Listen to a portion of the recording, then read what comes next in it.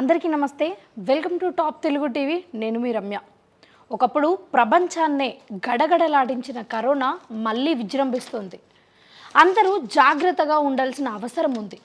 ముఖ్యంగా అంటే గత కొంతకాలం బ్యాక్ వరకు కూడా మన అందరికీ తెలిసిన విషయం ఏంటి అంటే ఈ కరోనా అనేది బయట దేశాలలోనే అంటే సింగపూర్ అలాగే హాంకాంగ్ దేశాలలో ఉంది అని. అలాగే అక్కడ 17,000 18,000 ఇలా కరోనా కేసెస్ అనేటివి నమోదయ్యాయి. సో ఇంకా జాగ్రత్తగా ఉండాల్సిన రోజులైతే దగ్గరకు వచ్చాయి. అయితే ఇదే నేపథ్యంలో అక్కడ వేరే దేశాలలో లాక్డౌన్ కూడా విధించారు. అక్కడ లాక్డౌన్ విధించినప్పటికీ కూడా మన భారతదేశంలో కరోనా కేసెస్ అనేటివి నమోదయ్యాయి. ఇప్పటికే మన భారతదేశంలో ఒక 170కి పైగా కరోనా కేసెస్ నమోదైతే దాంట్లో ముఖ్యంగా కేరళ నుంచి మాత్రమే 150 వరకు కేసెస్ అనేటివి నమోదయ్యాయి. అయితే ఒక మొన్నటి వరకు కూడా మనము ఒక ధీమాతోని ఉన్నాము. ఏంటంటే ఇంకా ఎలాగో మన తెలుగు రాష్ట్రాలలోకి కరోనా రాలేదు కదా అని. ఇలా అనుకున్నామో లేదో మళ్ళీ మన తెలుగు రాష్ట్రాలలో కూడా కరోనా విజృంభించింది, అడుగుపెట్టింది. మన వైజాగ్లో పిఠాపురంలో ఒక 4 వరకు కేసులు అనేటివి నమోదయ్యాయి కరోనా. దాని తర్వాత సర్లే ఇంకా మన తెలంగాణకు రాలేదు అనుకునే అంతలోపే మళ్ళీ మన తెలంగాణలో కూడా కూకట్పల్లిలో ఒక డాక్టర్కి అయితే కరోనా కేసు నమోదవ్వడం జరిగింది. సో ఇక్కడ నుంచే మనం అర్థం చేసుకోవాలి కరోనా అనేది ఎంత ఫాస్ట్గా స్ప్రెడ్ అవుతుంది అన్నది. సో మనం కొన్ని బేసిక్ థింగ్స్ అనేవి మనం పాటించాలి. శానిటైజర్ వేసుకోవడం, కొంచెం డిస్టెన్స్ మెయింటైన్ చేయడం, ఇవన్నీ కూడా జాగ్రత్తగా ఉండాల్సిన బాధ్యత మనలో ఉంది. ఎందుకంటే మనం ఎలా ఉంటున్నాం అన్న దాన్ని బట్టే కరోనా స్పీడ్ ఎలా స్ప్రెడ్ అవుతుంది అన్నది కూడా డిపెండ్ అయి ఉంటుంది. అయితే ఇక్కడ ఇంకా ముఖ్యంగా తెలుసుకోవాల్సిన విషయం ఏంటి అంటే ఆంధ్రాలో 4 కరోనా కేసులు అనేటివి నమోదయ్యాయి. నమోదైన తర్వాత ఆరోగ్య శాఖ, ఆంధ్రప్రదేశ్లోని ఆరోగ్య శాఖ అనేది కొన్ని నియమ నిబంధనలు అయితే పెట్టింది. అది ఏంటి అంటే సోషల్ డిస్టెన్స్ అనేది మెయింటైన్ చేయాలి, శానిటైజర్ పక్కా ఎక్కడికి వెళ్ళినా సరే శానిటైజర్తో వెళ్ళాలి, మాస్క్ ధరించాలి, ఇవన్నీ కూడా పెట్టారు. అయితే మళ్ళీ కరోనా వచ్చింది అనగానే అందరూ భయపడి వర్క్ ఫ్రమ్ హోమ్ కావాలి అని అడగడం అయితే జరుగుతుంది. అయితే ఇవన్నీ పక్కకు పెడితే మన జాగ్రత్తల్లో మనం ఉంటే సరిపోతుంది. వర్క్ ఫ్రమ్ హోమ్ అనేది అవైలబిలిటీ అయితే ఉండదు. నెక్స్ట్ మనం మాట్లాడుకునే విషయం ఏంటి అంటే ఒకప్పుడు కరోనా ఏంటి, ఇప్పుడు కరోనా ఏంటి అంటే దానిలో వేరియంట్స్ ఉంటాయి కదా, ఆ వేరియంట్స్ ఏంటి అన్నది ఇంపార్టెంట్. అయితే ఇప్పుడు వస్తున్న కరోనా అంత డేంజర్ అవునా కాదా అన్న దానిపైన కూడా మేము డాక్టర్లతో మాట్లాడడం జరిగింది. అయితే దానికి దీనికి డిఫరెన్స్ ఏంటి అన్నది కూడా మేము క్లియర్గా తెలుసుకొని మీకు చెప్పే ప్రయత్నం చేస్తాము. అది ఏంటి అంటే లాస్ట్ టైం వచ్చిన కరోనా వేరియంట్ ఏంటి అంటే ఒమిక్రాన్. అయితే ఇప్పుడు కూడా ఒమిక్రానే, కానీ లాస్ట్ టైంకి ఈ టైంకి డిఫరెన్సెస్ ఉంటుందా అంటే అంతే డేంజర్గా కనిపిస్తుందా అనేది అడిగినప్పుడు డాక్టర్లు చెప్పిన సమాధానం ఏంటి అంటే లాస్ట్ టైం కంటే ఈ టైం చాలా తక్కువ రేట్లలో ఉంటుంది అని కొంతమంది చెప్తుంటే మరికొంతమంది మాత్రం లాస్ట్ టైం ఓన్లీ ఒమిక్రాన్ మాత్రమే వచ్చింది, అంటే ఒమిక్రాన్ అనేది కరోనాలో ఒక వేరియంట్. అయితే ఈ ఒమిక్రాన్తో పాటు ఈసారి ఇంకొంతమంది డాక్టర్లు చెప్పే విషయం ఇది. అయితే ఒమిక్రాన్తో పాటు అడెనో అండ్ రైనో అనే వైరస్లు కూడా దాంతో పాటు సోకుతుంది. అయితే ఇవన్నీ వైరస్లు కలిపితే మాత్రం చాలా స్ప్రెడ్ అయ్యే అవకాశం ఉంటుంది, అంటే చాలా త్వరగా స్ప్రెడ్ అయ్యే అవకాశం ఉంటుంది. మనందరికీ తెలిసినట్టే 2020, 2021, 2022 ఈ సంవత్సరాలలో కరోనా వల్ల ఎంతమంది ఫ్యామిలీస్ అల్లకల్లోలం అయ్యాయి అన్న విషయం మనకు తెలుసు.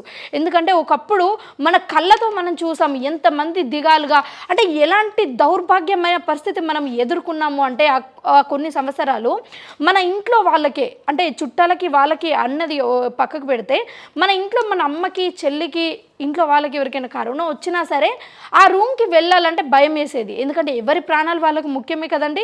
సో అందుకోసమైనా ఈసారి కరోనా స్టార్టింగ్ స్టేజ్లోనే ఉన్నప్పుడే మీరు కొంచెం జాగ్రత్తలు పాటిస్తే మంచిది. ఈవెన్ ఆఫీస్కి వెళ్ళేటప్పుడు కూడా సోషల్ డిస్టెన్స్ మెయింటైన్ చేయాలి.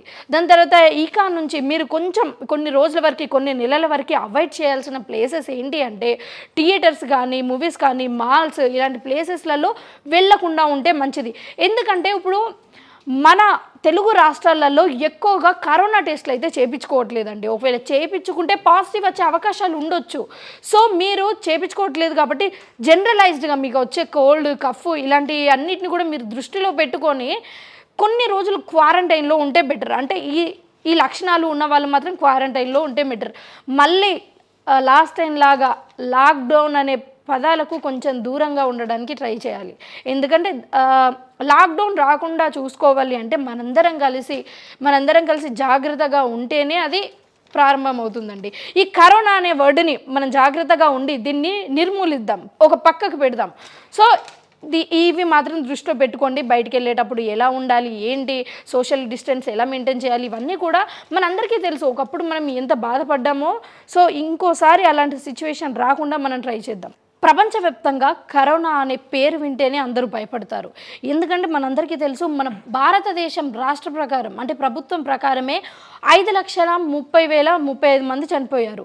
అలాంటిది మన ఇంకా ప్రపంచవ్యాప్తంగా ఒకసారి చూసుకున్నట్టయితే అంటే మన భారతదేశంలోనే అంతమంది చనిపోయారు.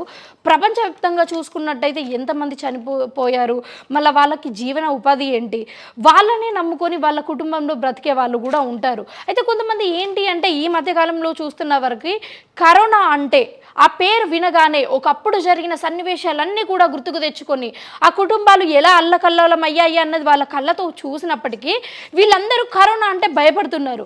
ఫస్ట్ భయపడకండి. భయపడడం కంటే కూడా మీరు జాగ్రత్తగా ఉంటేనే మీరు సేఫ్గా ఉంటారు.